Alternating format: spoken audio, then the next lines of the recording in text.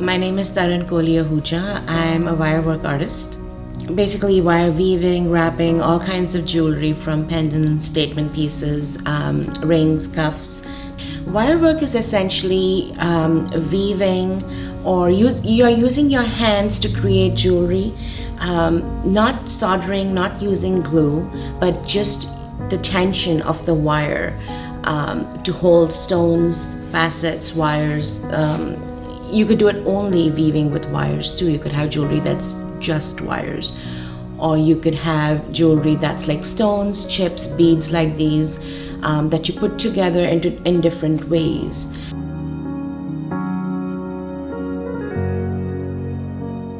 A lot of the basic Wirewrap techniques, at least the way I learned them, were done with square wires and half round wires. That just helps you bind the wires really nicely together. That is still a technique that it's one of my all-time favorites, because you kind of let the stone guide you in that. And I like it because it's minimal. It just follows the lines of the stone, lets you do the best you can without covering up too much of the face of the stones.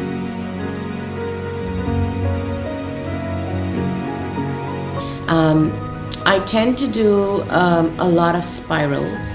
So when I'm working with something, I'll sort of start coiling, do spirals. I do that a lot in a lot of different kind of accents, dangles. I use them as head pins, just kind of all kinds of things.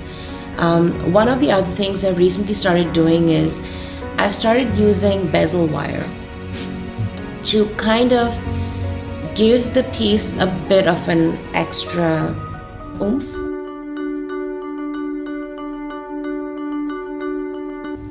I try to match the wires to the stones as much as possible. Certain stones just go really well with silver. Others will go well with copper, brass, even gold fill. So that's primarily what I would look for. What does a stone want? Like, and what complements the stone the best?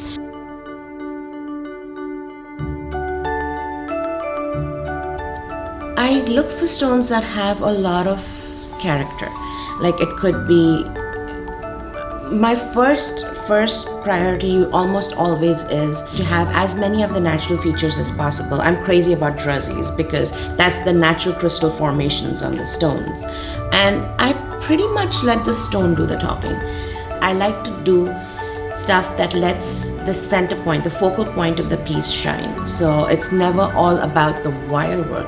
I want the eyes to be drawn to the actual stone first. Then it's okay, oh, this looks amazing. It has to enhance what already exists.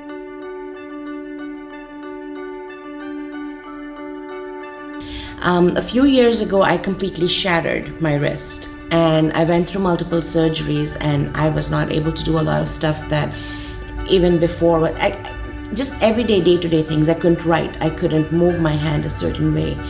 And once I was done with my therapeutic sessions and everything, and they said, you know, physio, this is pretty much where we have you, I decided I would take over my own therapy and I would go back to weaving, even if it was miserable, because that's the only thing that kind of, you know, made me happy, creating something.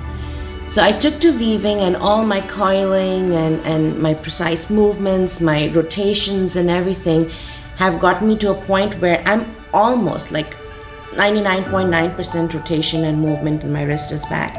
I think if I could just sit and do this more than half my life, it would be, you know, the best thing.